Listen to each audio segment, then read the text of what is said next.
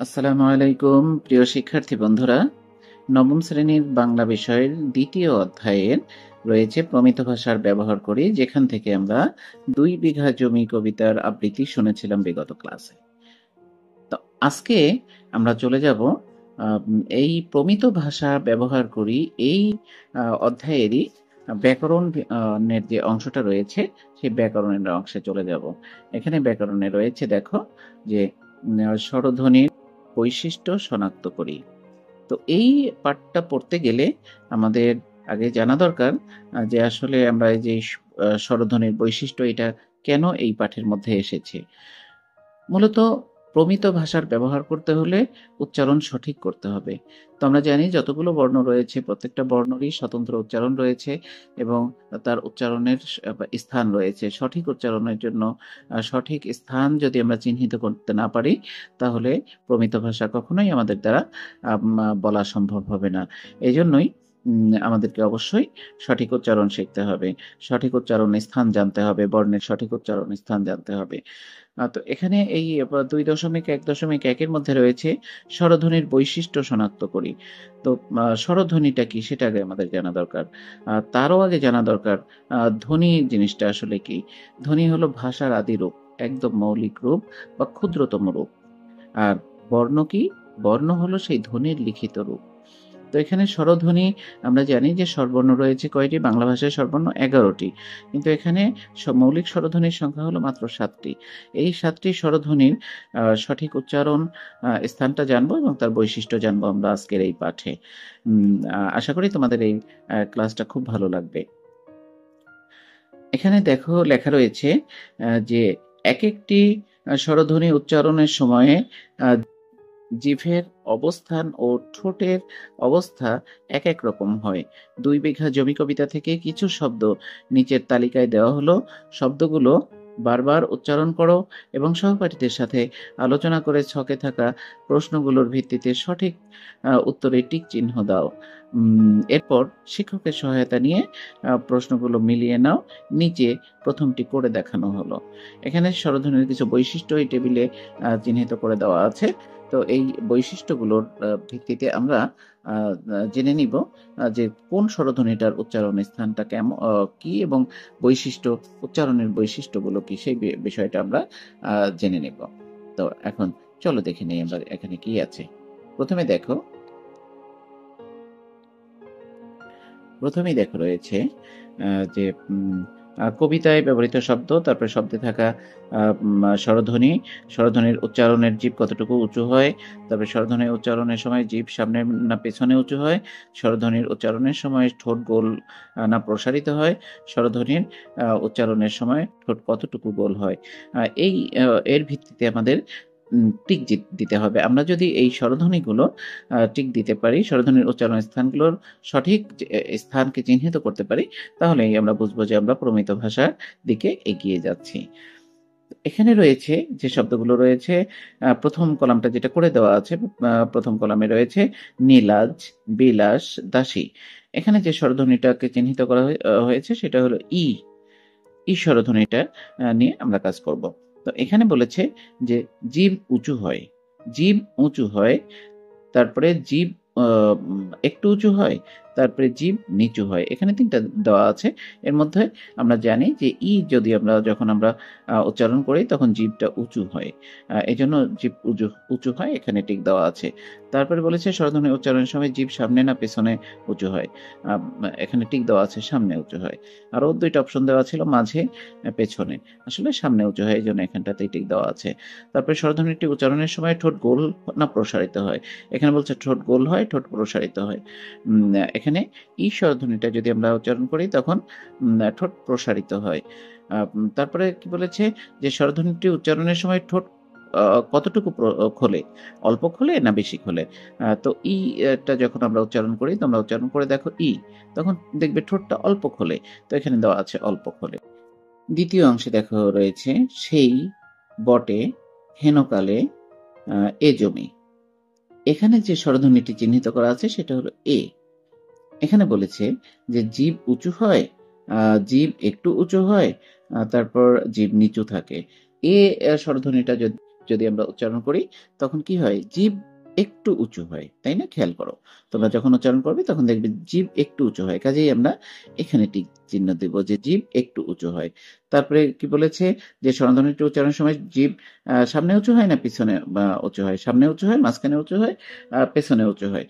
তো এখানে কি দেওয়া আছে, আসলে জিভটা সামনে উঁচু হয়। যখন আমরা বলি তখন কিন্তু জিভটা সামনে উঁচু হয়, কাজেই আমরা এখানে টিক দিব।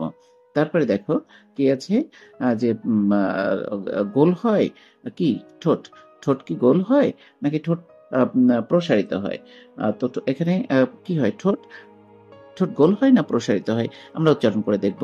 এ এটা ঠোঁট গোল হচ্ছে না ঠোঁটটা প্রসারিত হচ্ছে?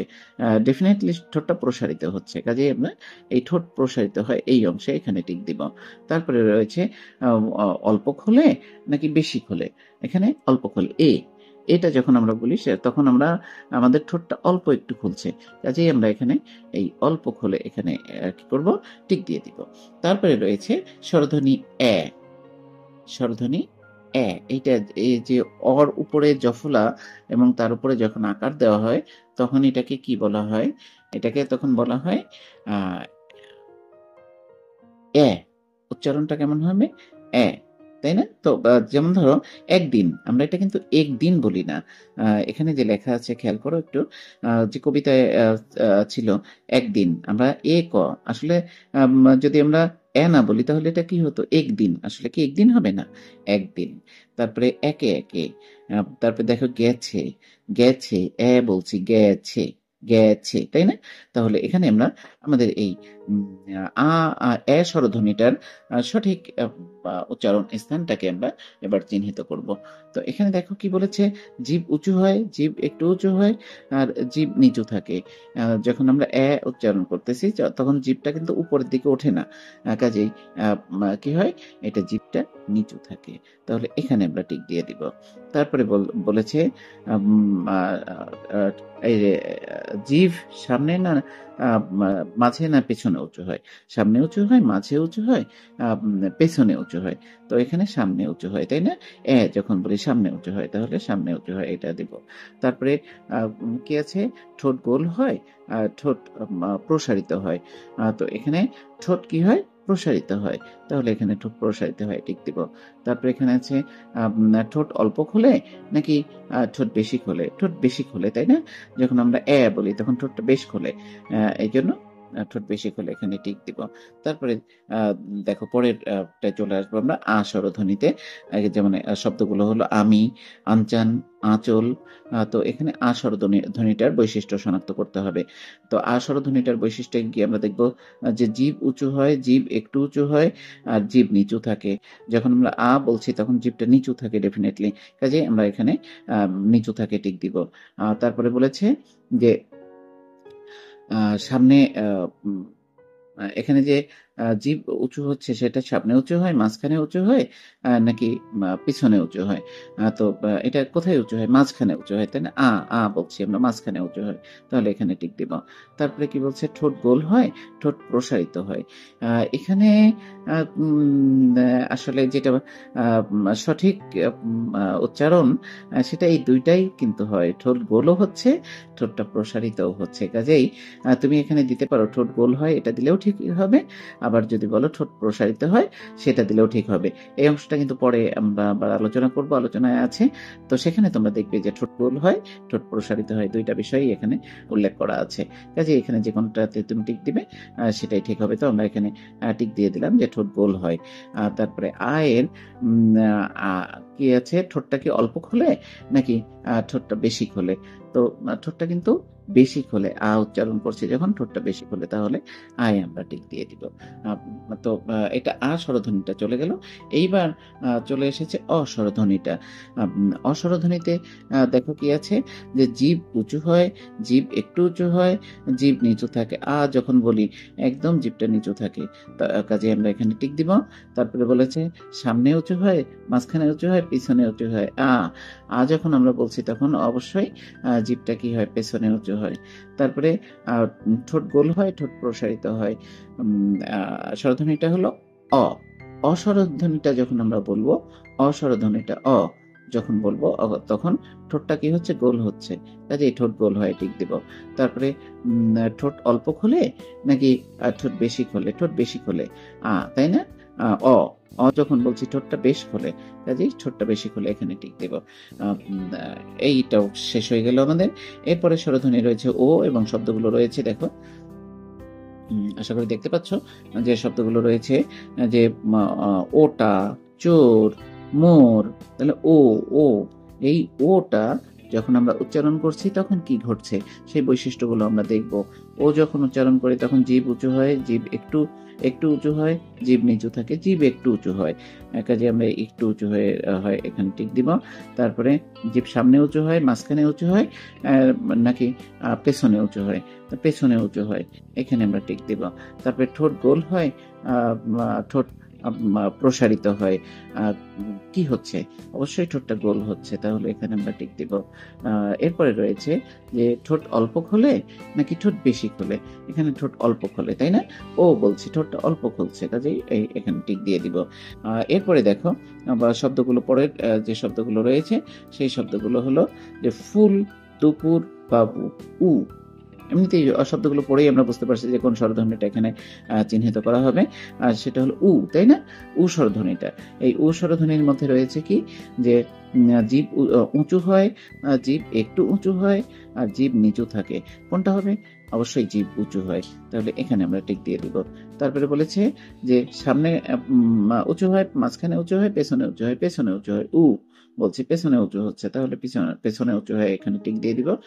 এরপরে রয়েছে যে ঠোঁট গোল হয়, ঠোঁট প্রসারিত হয়, এখানে ঠোঁট গোল হয়। তারপরে অল্প খোলে, ঠোঁটকে অল্প খোলে না বেশি খোলে? ডেফিনেটলি ঠোঁটটা অল্প খোলে, কাজেই আমরা এখানে টিক দিয়ে দিব। তাহলে আমরা এই টেবিলের যে বৈশিষ্ট্যগুলো ছিল, স্বরধ্বনির বৈশিষ্ট্যগুলোর যে কাজটা করতে দেওয়া ছিল সেই কাজটা আমরা এখানে কি করেছি, সে কাজটা আমরা এখানে শেষ করেছি। এরপরে রয়েছে দেখো স্বরধ্বনির কিছু বৈশিষ্ট্য, এখানে স্বরধ্বনির কিছু বৈশিষ্ট্য আলাদা আলাদাভাবে করে দেওয়া আছে। আসলে এই কাজটা আমরা আগে করেছি, এর ব্যাখ্যাটা পরে দেওয়া আছে। তো চলো আমরা দেখে নেই যে এখানে এই বৈশিষ্ট্যের মধ্যে কি বলেছে। এখানে বলেছে স্বরধ্বনির বৈশিষ্ট্য, বাংলা স্বরবর্ণ 11টি, কিন্তু মৌলিক স্বরধ্বনির সংখ্যা 7টি, যে কথাটা আমি আগেই বলেছি, যথা ই, এ, এ, আ, অ, ও, উ। একটু সুন্দর করে বলো, দেখো ঠোঁটটা কি সুন্দর রিদমিক ভাবে একদম ছোট হয়ে আসছে। ই, এ, এ, আ, অ, ও, উ। স্বরধ্বনির উচ্চারণের সময় ফুসফুস থেকে বেরিয়ে আসা বাতাস বাকযন্ত্রের কোথাও বাধা পায় না, কিন্তু এক একটি স্বরধ্বনির উচ্চারণের সময় জিভের অবস্থান ও ঠোঁটের অবস্থা এক এক রকম হয়, তাই না? এটা স্বরধ্বনি কেন? এটা বাকযন্ত্রের কোথাও বাধাপ্রাপ্ত হচ্ছে না, তবে ঠোঁট এবং জিভের অবস্থানের এবং অবস্থার কিছু পরিবর্তন আসে।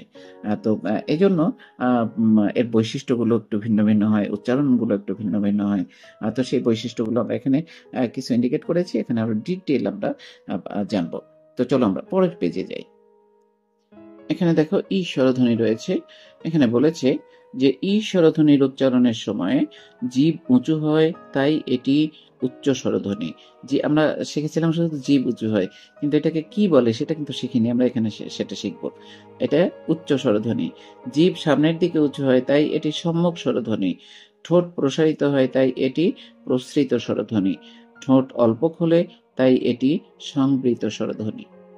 তাহলে এই যে এই ঈদ স্বরধ্বনির কয়টা নাম আছে? 1, 2, 3, 4। এইগুলো আরো বড় ক্লাসের পাঠ, যদিও এগুলো তোমরা আরো বড় ক্লাসে গিয়ে বা যারা বাংলা লেখাপড়া করবে, বাংলাতে অনার্স করবে, তাদেরকে আরো এটা নিয়ে অনেক বেশি গবেষণা করতে হবে, কিন্তু তার ভিত্তিটা আমাদের এখানে তৈরি হচ্ছে। এই জন্য এই পাঠগুলো খুব মনোযোগ দিয়ে পড়তে হবে এবং মজা করে শিখতে হবে। এরপরে দেখো এ রয়েছে, এই স্বরধ্বনির মধ্যে রয়েছে যে জিভ একটু উঁচু হয়, তাই এটি মধ্য স্বরধ্বনি। জিভ সামনের দিকে উঁচু হয়, তাই এটি সম্মুখ স্বরধ্বনি। তারপরে বলেছে যে ঠোঁট প্রসারিত হয়, তাই এটি প্রসৃত স্বরধ্বনি। ঠোঁট অল্প খোলে, তাই এটি সংবৃত স্বরধ্বনি। এরপরে রয়েছে এ স্বরধ্বনিটির উচ্চারণ উচ্চারণের সময় জিভ একটু উঁচু হয়, তাই এটি মধ্য স্বরধ্বনি। জিভ সামনের দিকে উঁচু হয়, তাই এটি সম্মুখ স্বরধ্বনি। ঠোঁট প্রসারিত হয়, তাই এটি প্রসৃত স্বরধ্বনি। ঠোঁট বেশি খোলে, তাই এটি বিবৃত স্বরধ্বনি। এরপরে রয়েছে আ। আ স্বরধ্বনি উচ্চারণের সময় কি হয়েছে, কি বলেছে যে আ স্বরধ্বনি উচ্চারণের সময় জিভ নিচু থাকে, তাই এটি নিম্ন স্বরধ্বনি। জিভ মাঝখানে নিচু থাকে, তাই এটি মধ্য স্বরধ্বনি। ঠোঁট গোল ও প্রসারিত হয়, তাই এটি গোলাকৃত ও প্রসৃত স্বরধ্বনি। ঠোঁট বেশি খোলে, তাই এটি বিবৃত স্বরধ্বনি। এরপরে রয়েছে অ। অস্বরধ্বনি উচ্চারণের সময় জিভ একটু উঁচু হয়, তাই এটি কি বলেছে, তাই এটি মধ্য স্বরধ্বনি। জিভ পেছনের দিকে উঁচু হয়, তাই এটি পশ্চাৎ স্বরধ্বনি। ঠোঁট গোল হয়, তাই এটি গোলাকৃত স্বরধ্বনি। ঠোঁট বেশি খোলে, তাই এটি বিবৃত স্বরধ্বনি। ও দেখো, ও স্বরধ্বনি উচ্চারণের সময় জিভ একটু উঁচু হয়, তাই এটি মধ্য স্বরধ্বনি। জিভ পেছনের দিকে উঁচু হয়, তাই এটি পশ্চাৎ স্বরধ্বনি। তারপরে বলেছে ঠোঁট গোল হয়, তাই এটি গোলাকৃত স্বরধ্বনি। ঠোঁট অল্প খোলে, তাই এটি সংবৃত স্বরধ্বনি। এরপরে রয়েছে দেখো উ। উ এর উচ্চারণের বৈশিষ্ট্য হলো জিভ উঁচু হয়, তাই এটি উচ্চ স্বরধ্বনি। জিভ পেছনে উঁচু হয়, তাই এটি পশ্চাৎ স্বরধ্বনি। ঠোঁট গোল হয়, তাই এটি গোলাকৃত স্বরধ্বনি। আর ঠোঁট অল্প খোলে, তাই এটি সংবৃত স্বরধ্বনি। তাহলে এই 7টা স্বরধ্বনির বৈশিষ্ট্যগুলো আমরা এখানে জেনে নিলাম। তো এখানে এরপরে দেখো আর একটা ছক দেওয়া আছে। এই ছকেও আসলে মূলত একই বিষয়গুলোকে খুব ডিটেল এবং বিস্তারিতভাবেই এখানে বলা হচ্ছে। এখানে বলছে জিভের অবস্থান ও ঠোঁটের অবস্থার ভিত্তিতে স্বরধ্বনিগুলোকে এভাবে ছকে দেখানো যায়। তো এখানে দেখো সম্মুখ, মধ্য এবং পশ্চাৎ রয়েছে। উচ্চ ই, এই উচ্চ স্বরধ্বনি ই, উচ্চ মধ্য এ, নিম্ন মধ্য এ, তারপরে নিম্ন স্বরধ্বনি আ, তারপরে উচ্চ স্বরধ্বনি উ, উচ্চ মধ্য স্বরধ্বনি ও, নিম্ন মধ্য স্বরধ্বনি আ, অ, আর নিম্ন স্বরধ্বনি হলো আ। তাহলে আমরা এই বৈশিষ্ট্যগুলোর আলোকে এটা মূলত একটা সামারি করে দেওয়া এখানে এটা একটা সার সংক্ষেপ করে দেওয়া আছে। তাহলে আমরা উচ্চ স্বরধ্বনি কোনটা, ই উ, এটা উচ্চ স্বরধ্বনি, কিন্তু উচ্চ সম্মুখ স্বরধ্বনি হলো ই, আর উচ্চ পশ্চাৎ স্বরধ্বনি হলো উ। তারপরে মধ্য সম্মুখ স্বরধ্বনি এ এবং মধ্য পশ্চাৎ স্বরধ্বনি হলো ও। তারপরে নিম্ন মধ্য স্বরধ্বনি হলো আ, তাই না? তারপরে নিম্ন মধ্য পশ্চাৎ ধ্বনি হলো অ, আর স্বরধ্বনি অ, আর নিম্ন মধ্য স্বরধ্বনি হলো আ। তাহলে এটা আমরা এই টেবিল থেকে আমরা যে বৈশিষ্ট্যগুলো জানলাম তার সার সংক্ষেপটা আমরা এই টেবিলের মধ্যে পেয়ে গেলাম। তো এরপরে রয়েছে যে জিভের অবস্থান অনুযায়ী, জিভের অবস্থানের ভিত্তিতে স্বরধ্বনি। এখানে ওই কথাগুলোরই পুনরাবৃত্তি হয়েছে এবং আরেকটু বিস্তারিতভাবে পুনরাবৃত্তি করা হয়েছে। এই অংশটুকু তোমরা একটু পড়ে দেখো। পড়ে যদি তোমরা প্রিভিয়াস যে অংশটুকু রয়েছে এইটুকু যদি তোমরা বুঝে থাকো, তাহলে এই অংশটুকু তোমরা সুন্দরভাবে একদম সহজেই বুঝতে পারবে। তো আমরা আগামী ক্লাসে 2.1.2 উচ্চারণ ঠিক করি। এই যে স্বরধ্বনিগুলো রয়েছে এই উচ্চারণ ঠিক করি, এই অংশের ক্লাসে আমরা চলে আসবো ইনশাল্লাহ। তো আজকের মতো এই পর্যন্তই বিদায় নিচ্ছি। ভালো থাকো। আল্লাহ হাফিজ। আসসালামু আলাইকুম।